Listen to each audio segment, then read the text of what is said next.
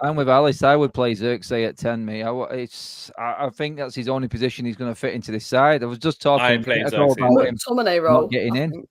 I'm playing Zirkzee. Play with Højlund. I think him and Højlund. Are you laughing, Casey? Why are you laughing? No. This brother, no. What? As soon as he hears Zirkzee, he's laughing. I need some mobility. No, I just laughed at what Flex said. He said that he's not playing in with.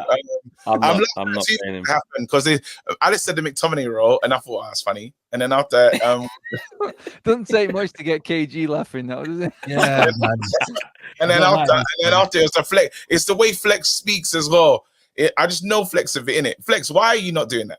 What's wrong? I don't think he's ready for the type of performance that we need yet. He still needs more settling in time. That's what. When do you settle in? West Ham. We bought them to say they could play together, right? So we did buy them to play together. Nah, I don't know. No, with Bruno. Bruno's the main guy. We just gave Bruno's the main guy, man. We said we bought him because he's different to Højlund, so we could play them together and be more unpredictable. How do we get the other players into the game, considering the way we play? How do we get the most out of Zirkzee if he's dropping his team? The only way you get it is by consistently playing him, but that's not going to happen. You're supposed to build a system around certain players. They need to play consistently. 100%. He's not going to do it. He changes it. This is why I blame Ten Hag, man.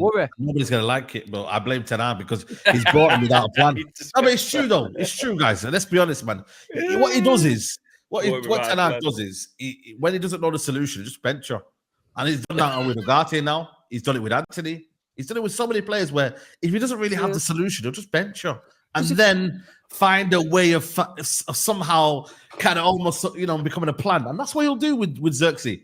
He's doing it with Højlund now because I believe Højlund suits the three that are in the head of him, like in terms of Bruno, Garnacho and Rashford, because it's chaotic and he likes that kind of chaotic kind of feel. Whereas Zirkzee, it's a bit more nurtured, it's a bit more kind of, possession based. And these guys are playing so wide. How can you really link up with them? Let's be honest. Can I just say something? Sorry. Go on, Alice. Go on, Alice. No, you go. I was just gonna say, there's a bit of an elephant. Let's just talk, right? The Zirkzee thing right now. I'm sorry, like Højlund right now is better. I'd rather play Højlund 10 times out of 10 right now than Zirkzee. Let's just call that as it is. He's more mobile. He's more likely to score. He can finish. Zirkzee looks off the pace and he's time. Sure. Well, bro, we can do this better player thing. We're talking about the touch and all this link up thing. Scorer. I saw Zirkzee come on the pitch yesterday. I'm just going to say what I saw. Yeah. There's another. How many things are we going to bro? It's true though.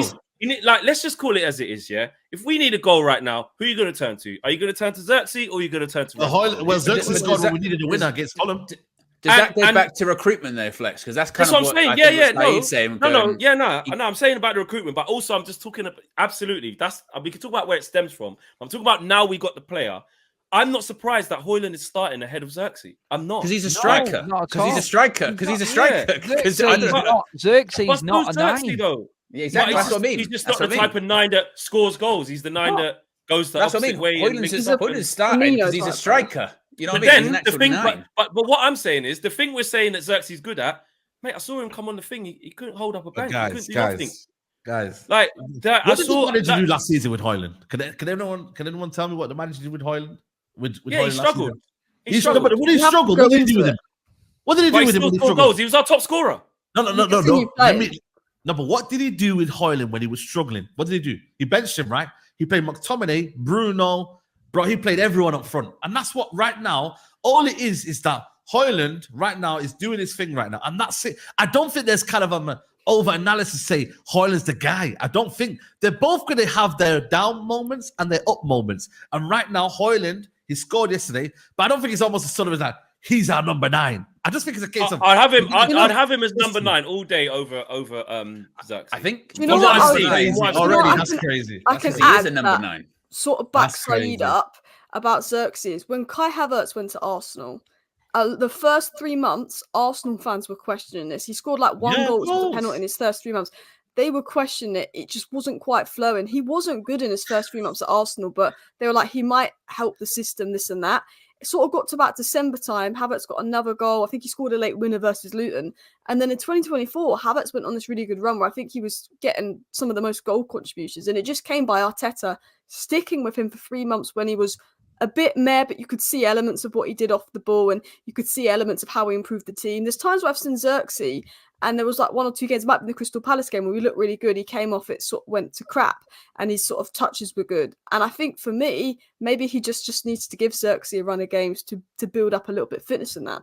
Also, this is a very key point. When I spoke to the Bologna fan, because I did a bit of research, right? He said to me, at Bologna, he had a slow start, and then it clicked. The fans gave him the time. It clicked after a month or two. Now, hold on a minute. Let me land. Then he can come out. He said, you have to give him patience. It didn't click for him. He's a slow burner. Stick with it. And right now, what we're doing is we're jumping the gun to be like, yo, I don't think he's a guy. Like, that's what everyone's really, let's be honest. I know you want to I will say this, Saeed. Hear me out on this one, though, yeah? So early when we actually went to Ajax, and we met a guy called Ajax, and he told us everything we need to know about the manager. And he said, listen, he gave us great data. He said, he's stubborn, stick with Ten Hag, give him time, and you'll see what happens. And you know what I mean? If you go by even if fans say that, you can't, there's like some of us feel done by what Ajax has told us. Now, he wasn't taking the piss. He just gave a true assessment of what he sees in the team. Now, with the point that Alice was making, she speaks about Havertz, but guess what? For Havertz to get through all the sticky period that he went through, the manager kept playing him. But what we're going to need is for Ten Hag to literally put his hat on Zirkzee the same way he did for Anthony. He needs to say, no matter what I see, same way he did it for Rashid as well. I don't care what I see. I'm going to wait for you to come good in his team. Can he afford to that as well? Can he afford to do that? I need to jump in on that quickly there. Sorry, Saeed, mate. Just on both points there with Havertz and Zirkzee, even the Ajax fan there. First of all, the Ajax fan, that's with Ajax. That's the Eredivisie. And Ten Hag wins a trophy every season. He's told us that. So I really, honestly, for the Premier League, I'll take that with a pinch of salt. It's just not the same league. Havertz was brought in because Arteta already has a system and he sees him fitting in that system. Ten Hag doesn't have a system. And so this is the worry that we've got. We're trying to shoehorn players into a system that is continuously changing week in, week out. And no one can tell me that it's not. We parked the bus against Villa to save the man's job, for God's sake. So there is no trust in a system there. And you have to be able to fit into a role that everybody knows you are going to play, because they've got to understand the system as well. I just don't think like we said, like Saeed said there, the chopping and changing false nine, bringing in different strikes. You need to have, and Arsenal are pretty much set in stone, aren't they? They've got players that are going to play there week in, week out. They're all involved. They all know what they're doing. United players don't. It's changing too much. I want what KG says. I want the manager, and what Alice says, I want him to play Zirkzee for a number of games. Maybe you can build something around him. He needs to start playing the players that he has brought in to this team. He has brought a full spine into this Manchester United side. He has got his players there. We need to now see what he can do with these players, because you must have bought them for a reason.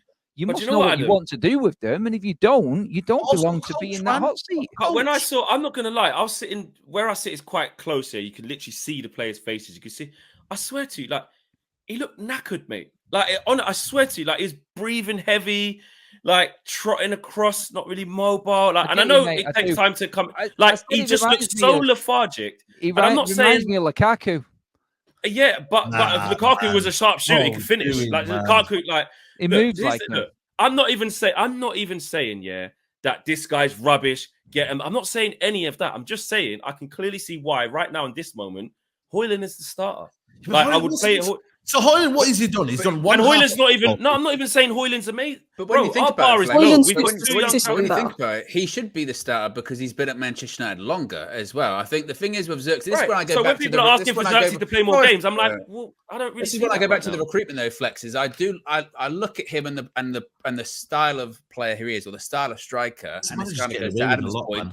It goes back to Adam's point when I sort of go, well, the way we're playing sometimes, and then the system changes. I go, I don't see how a striker like Zirkzee fits into that, because, again, his sort of false nine, hold up the play, drop deep. Yeah. Doesn't fit. And when you've got two completely different style of strikers as well, that would kind of suggest, wouldn't it, that you're not sure which one you're going to use at any point. Like, because again, Højlund's like a much more defined number 9, lead the line, try and get the ball to him. He'll be in the box, score goals. And he's got loads of gears to go up, by the way. He's far from polished. Whereas Zirkzee is a bit more drop deeper. His finish is not as good as Højlund. And again, when you've got that different kind of style of player, it doesn't feel very defined. The system either doesn't feel very defined to actually support him or actually make him better as well. So I still think it's almost like you look at Zirkzee.